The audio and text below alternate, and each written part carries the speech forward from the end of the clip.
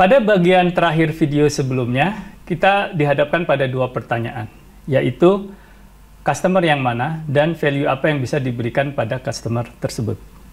Nah, di sini kita bisa melihat bagaimana riset pemasaran berperan dalam menjawab dua pertanyaan tersebut. Nah, dalam pemasaran atau marketing secara umum, ada istilah strategi pemasaran. Strategi pemasaran terkait dengan pertanyaan yang pertama, bagaimana customer kita? Terdapat tiga proses utama, yaitu yang pertama adalah proses segmenting atau membagi-bagi customer. Kemudian yang kedua adalah targeting. Setelah kita membagi beberapa kelompok customer, pertanyaan berikutnya, kelompok mana yang akan kita targetkan? Setelah itu dilanjutkan pada proses ketiga, yaitu positioning. Di dalam kelompok yang sudah kita targetkan, tentu saja kita tidak menjadi pemain sendiri, kecuali pasarnya bersifat monopoli. Di dalam pasar yang bersifat kompetitif, akan terdapat beberapa pemain. Nah, para pemain tersebut akan menjadi kompetitor kita. Jadi pertanyaannya, dibandingkan kompetitor kita, bagaimana posisi kita? Apakah kita head-to-head dengan pemain A, atau kita flanking, menghindari kerumunan, kita mencari posisi yang unik, atau dalam bahasa pemasaran yang disebut dengan niche. Setelah kita menentukan posisi, kita masuk ke taktik.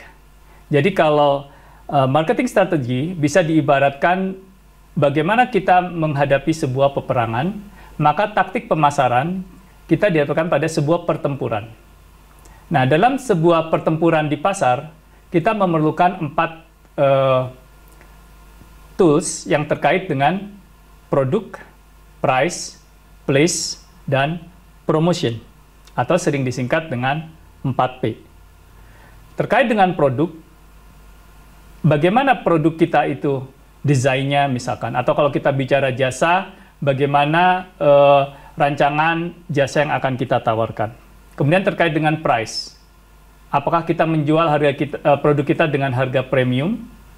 Kalau kita melihat contohnya handphone, Apple bergerak di pasar yang bersifat premium.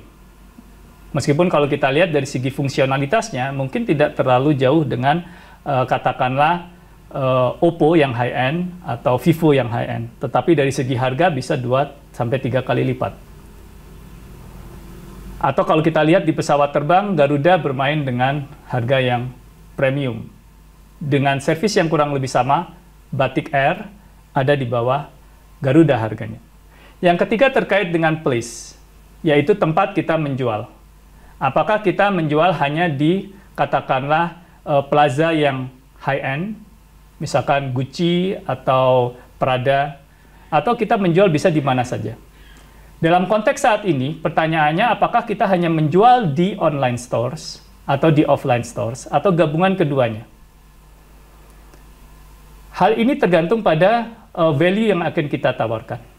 Kalau kita bicara value yang terkait dengan efisiensi, kepraktisan, mungkin kita menjual produk kita secara online saja. Tetapi kalau kita bicara terkait eksklusivitas, kita memerlukan toko yang sangat menarik, yang sangat eksklusif, sehingga kita menjualnya secara offline. Dan yang terakhir terkait dengan promosi. Di dalam promosi, pertanyaannya bagaimana kita mengkomunikasikan produk yang kita jual.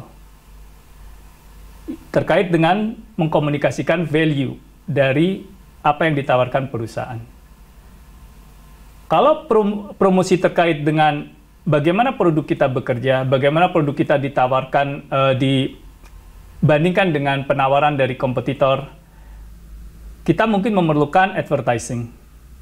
Tetapi kalau kita ingin menunjukkan bahwa misalkan value in terms of money produk kita sangat menarik, promosi kita bisa berupa diskon di toko, berupa flyer, kemudian mungkin promosi toko beli satu gratis satu, dan lain sebagainya.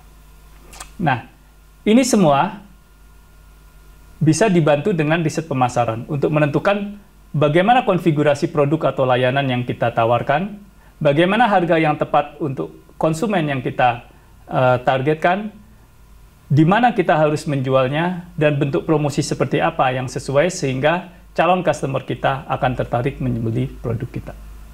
Nah, untuk menjawab hal tersebut, di awal sekali kita melihat kata riset yang berbasis pada scientific method.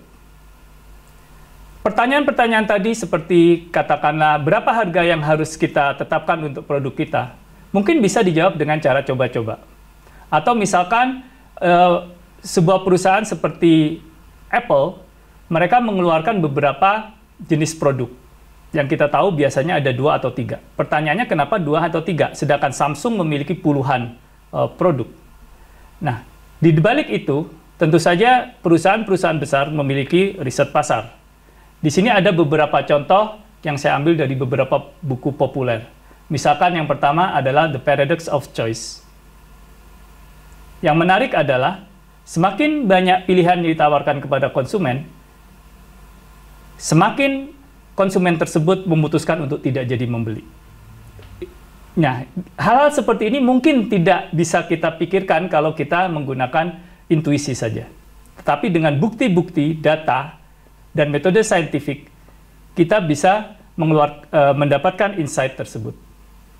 Contoh-contoh lainnya bisa dilihat dalam buku The Art of Choosing atau dalam buku Predictably Irrational.